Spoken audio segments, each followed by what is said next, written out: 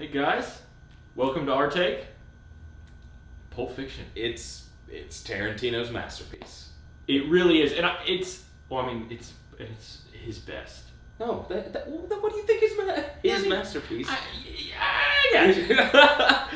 I mean, the reason I say that is like when I watch Inglourious Basterds, when I watch Kill Bill, when I watch any of his other films, I'm like, these are great, these are amazing.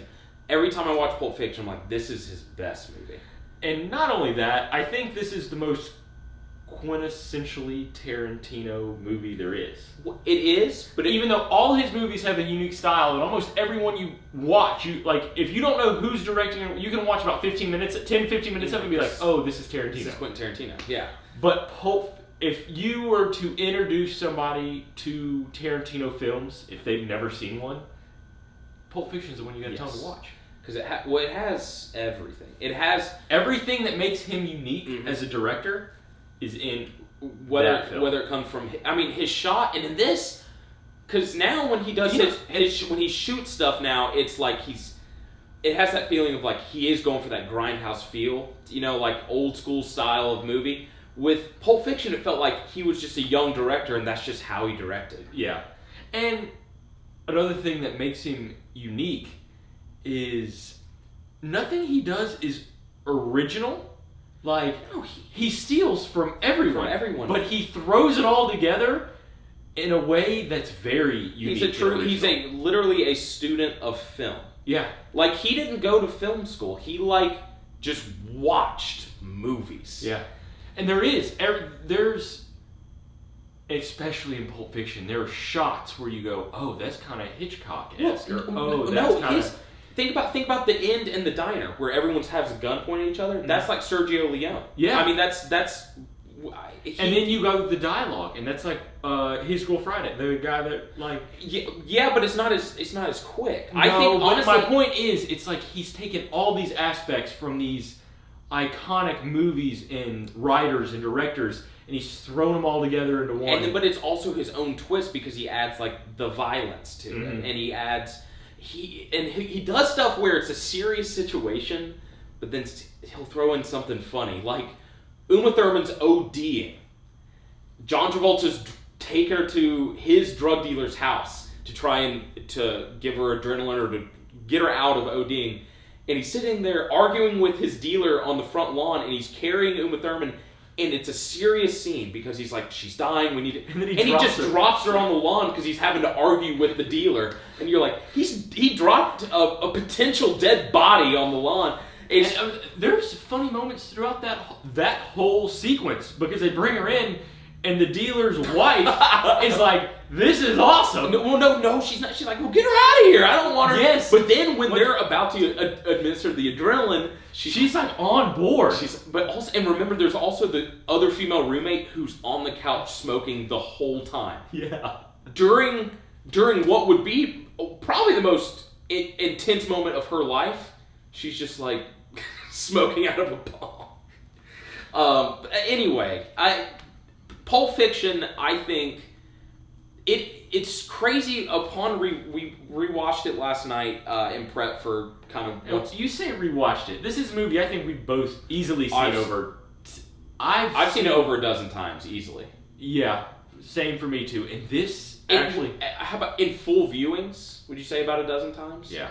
Because anytime it's on TV, I immediately just start watching it. It has that effect on me where it's just like hypnotizing. This movie is also, I'm a huge Tarantino fan, and this was the first movie I watched and was like, oh, I love film. I love movies. First movie in general, not even Tarantino's. It's not so much that I found out I'd always loved movies. I mean, you grew up watching, I've seen Jurassic Park. Oh, I too. Easily over 50 times. I know, me too. No, I've seen, same with Indiana Jones and Indiana Jones Last Crusade. I've seen those. But point being, any other movie. But I saw... This was the first movie you watched. And I took notice. You were like, I love film and I love the art of film. Yes. I remember watching it for the first time and going, the dialogue in this is amazing. Yeah. And then we're watching it and like, the camera shots there, and like you pointed out last night, you talked about the camera angle, the like first person where Ving Rhames is talking to Bruce Willis. It's like a 2-minute shot, and it doesn't change. There's no editing, and it's just focused on Bruce Willis, but Bruce Willis isn't talking. No. And Ving Rhames is talking, but he's like behind the camera, and then you see him handing the money. And you see his arm. Basically, it's something you're not supposed to do in film. This film is filled with stuff. And then from there's another 15 seconds of the camera behind Ving Rhames' head, focused on the back of his head, and the rest is blurred out. Yeah. No, this whole film there's a reason it's groundbreaking, because there was a lot of films after this, a lot of directors, they were like trying to copy Tarantino, which is hilarious because Tarantino in himself is just copying other filmmakers. Yeah. But also this movie, I can understand why you probably had that feeling of like, oh, I love film. This is a movie truly, at the time, was like, I didn't know you could do that. You know, like there's plenty of times in the movie where, not that it hadn't been done before, but as someone who may have been an aspiring filmmaker probably watched it and went, I didn't know, that's not in the rule book. Like, that's not what I was taught that you could do. And it's so unique. I probably saw this for the first time. I was 12, 13. I think I was in 8th grade. I was 13 or 14, I think, yeah. I think I was in 7th or 8th grade the first time I saw it, and I was just blown away by what I was watching. I remember you bought it for your PSP. Which is nuts. That was the first thing I bought for it. And it was because it was like on sale for like $7. You're like, okay. Yeah. And I might have, and again, that's showing my age, but. Yeah. No, I remember, and I had not seen it, and I was like, what is this? And at that point, I had seen it probably 5 or 6 times. You had told me, you were like, you have to see this. And I was like, okay. And then it took a few years, and then I finally saw it, and I was like, God. Yeah. It's amazing. Something else upon rewatching this movie is it's nuts how, in my opinion, this movie is filled with like an iconic scene after an iconic scene after an iconic scene. Mm-hmm. You know, it starts out, you have them talking in the hallway, talking about Tarantino's love of feet, but he has a whole 10-minute scene of them talking about foot massage. Is a foot massage a sexual? Yeah. Is it a sexual act? But then that moves on to the say what again? Yeah, that whole scene where he's talking. I mean, before that, they're talking about the Royale with cheese. Exactly. And there's so many classic lines. There's so many things. As far as if you want to get into like meme material, there's so many scenes that are taken from Pulp Fiction that are used in memes now. Like instead of saying "say what again," it's like "say whatever again." Yeah. It's Jules's face. Yeah. Say what one more time. I remember watching it for the first time, and that scene was where I was like, I'm about to have tons of fun with this movie. Yeah. It's weird because the topics they're dealing with are stuff that you wouldn't normally put, because it's like a bunch of serious stuff is happening, but it's comedic. There are comedic elements to this for sure. I think it's a good time. That's the best way to describe it. Is you sit there and you say, this is a movie about hitmen, drug dealers. You're gonna see an overdose. You're gonna see a rape scene. Oh my God! With a gimp and a cop. And anyway, and you're gonna walk away from it all going, that was so much fun. That was so entertaining. Yes. Like, I had such a good time. Not only it's fun, like the movie. I enjoyed watching this movie so much. But it goes back to, I truly believe, like, there's set pieces kind of like that where there's the overdose scene, or there's the diner kind of shootout, you know, or not shootout, but where they're pointing guns. Standoff. And there's give that Nimrod $1,500. I'm gonna shoot him on general principle. He ain't gonna do a goddamn thing. But the rest, it's a 2.5-hour movie, and it's just entertaining because of its dialogue. And a lot of the dialogue, while it may be important and it goes into what eventually would become like a future scene, like them talking about something here, has something to do with here, but the dialogue is just so entertaining in itself that, and it's not like realistic dialogue per se, but it is. They're just talking, and it's like trance-like. You just get caught in this. Very much Seinfeld-esque a little bit. In what way? They're just talking. Okay. When George and Jerry are just talking. Yes, actually, that's a very good point. Yeah, that's like it pertains to what the episode is about, and it's what they're talking about in this movie may have some. So you watch episode of Seinfeld and you just listen to them talking. You're like, that's ridiculous. But they're talking. It has that feeling of like they're talking about nothing. Yeah. But you are captivated the whole time. Even what I consider one of the best monologues in movie history is Christopher Walken's little cameo in this. It's a 3 minute monologue, right? The first 2 minutes are extremely captivating and compelling and like serious. You're like, this is a serious story. And he hit it up his ass. And then he finishes up with something that's so funny, and it's the reason it's so fun to watch is because you're like, that first 2 minutes got you. Yeah. Like you were captivated. And then he finishes off with this just like hilarious kind of He hit it up his ass. For 3 years. For 3 years. Died of dysentery. Then I hit it. I had this on a piece of metal for 2 years. But I think this movie also is a big deal for me because this was the moment where like I felt like after this Samuel L. Jackson could never do anything wrong. This was like resurgence for John Travolta. It really was, and you watch Travolta is almost captivating. No, he is. Travolta's great in this. I think it was. I love too how they tied into this movie his bowel issues because he's a heroin addict. Yes, well that goes into and it's never said, but if you know anything about being a heroin addict, that's an issue. Yes, you have a regular bowel movement. It's bad. Yeah, and there are two major. Is it two? Well, three. He says he says three. There's the time he goes, I gotta take a shit, and he goes, Mia overdoses. No, well, couple things. One, there's that one, and he says I gotta take a piss, but he's going in the bathroom for a while, so you don't really know. But then he's talking in the mirror. But the other two major ones is the one right before he dies. Yeah. And the one in the diner. He misses out at the beginning of. It's like how would have that standoff gone down if Travolta was there too? Point being, him being in the bathroom is because he's a heroin addict. Yeah.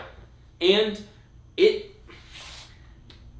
brought up something cool too. It's just like little things of dialogue that I just never had picked up. Where he's picking up heroin. Mm-hmm. His heroin dealer says. I'm out of balloons. Do you want a baggie? He's like, I don't care how it's bagged. It's fine.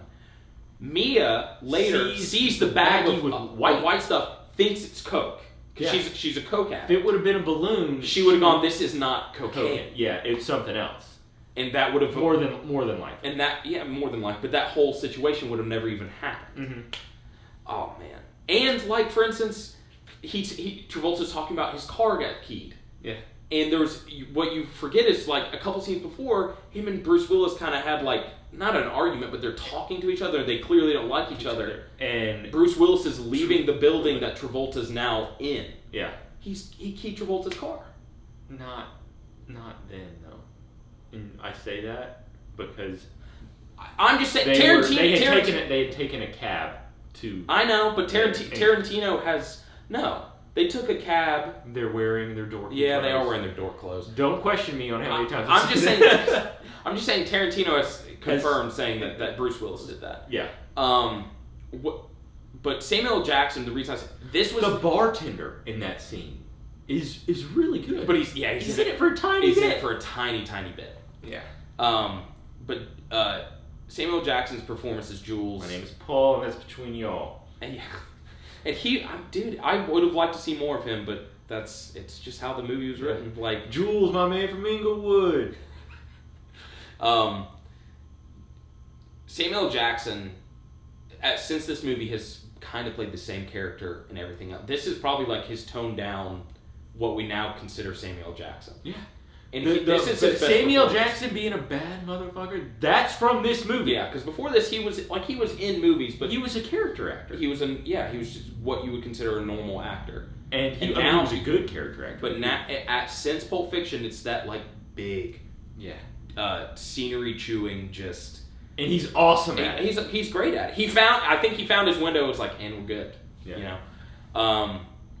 God, there's just so much. His speech that he gives, his Bible. Which one? I mean, he says it twice in the movie, and both scenes are so good. The diner scene is the best scene for me. It's my favorite. The diner scene is my favorite. But there's so many good scenes in the movie. Like, I legitimately could talk about this movie for hours. Really like when Travolta takes Mia out for dinner and they end up dancing at the end. That's an intriguing. The back and forth there's good. Yeah. But that goes back to my point, is this movie is filled with an iconic scene after an iconic scene. I'm agreeing with you. Because then we haven't even discussed the Bruce Willis story, where he saves Ving Rhames from getting raped, and Ving Rhames was looking to kill him. God, imagine having to try. Bruce Willis just ran him over. See, and this is what's nuts, is if you describe this movie as what's happening in scenes, people would be like, why would I want to... This sounds insane. Like, why would I want to see this? And it's all because of the dialogue. Mm-hmm. And it's funny how I was talking to our mom, and she was like, it's just confusing. It's so out of order, and it's all this. And I'm like, I've seen it so many times that I don't even look at it at being out of order. No. Like, I know what's going to happen. But I'm trying to remember back to how I was feeling when I was watching it and seeing Travolta die midway through the movie and thinking like, oh, okay, like what's going on here? And then the next story is Travolta and Jules, and you're like, oh, okay, so it's all out of order. Yeah. Which is now just a staple of Tarantino. Things are just out of order. This is a A+ for me. This is perfect. This is in that perfect category for me. It is for me too. I think, to me, there's only one other. I like everything. I would give almost everything Tarantino's done at least an A-. That being, that's just how much I love it, man. Everything I've watched, I'm like just captivated. There are a good. That being said, the only one for me that I might also consider giving an A+ is I'm a huge fan of Inglourious Basterds. Yeah. It's not. It's not an. I don't think I would. What about you? Would Kill Bill, if you put Kill Bill together? I mean, it's an A. Same with, and I'm thinking about it. Inglourious Basterds is an A2, but it's it's closest to being an A+. It's not perfect. See, that's my thing. Inglourious Basterds is my number 2 as well, and I watch Inglourious Basterds and I'm like, that's an amazing movie. But then I watch Pulp Fiction and I'm like, this is like perfect. Mm-hmm. It's besides the point. Pulp Fiction's an A+. Pulp Fiction is an A+, and it's that's Tarantino's best. It's the epitome of who Tarantino is as a director. When you watch that, I mean, you feel like that's who he is. Every scene, every line of dialogue, it was like Tarantino poured it all into this movie, and it is great. Well, you also think about this. Since Pulp Fiction, everyone's wanted to work with Tarantino. Mm-hmm. Like, think about his next movie after that with Jackie Brown, and he got De Niro. Yeah. Like, he went from, because John Travolta no one was really wanting at the time. Samuel L. Jackson was just like a character actor. The only big name actor at that time was Bruce Willis, who they were lucky to get. Yeah. So besides that, you just had like normal actors, and then after Pulp Fiction, literally everyone was like, oh, I'd love to work with Quentin Tarantino. Mm-hmm. But A+ movie. It's great. It's a great movie. Yeah, it's on Netflix. Yes, Pulp Fiction is on Netflix. It sometimes will get taken off, but it's consistently getting on Netflix. And if you haven't seen Pulp Fiction, please watch it. Yeah, Tarantino's new movie is coming out this weekend. Yeah. July 26th. Yep. Yeah, it's Friday, July 26th. Once Upon a Time in Hollywood. Yeah, and that's basically why we watched Pulp Fiction. It was like, oh, let's just watch what Tarantino's best movie is. Yeah. But yeah, I could talk about Pulp Fiction for hours. Yeah. So, anyway, we will catch you next time with our take of Tarantino's new movie, Once Upon a Time in Hollywood.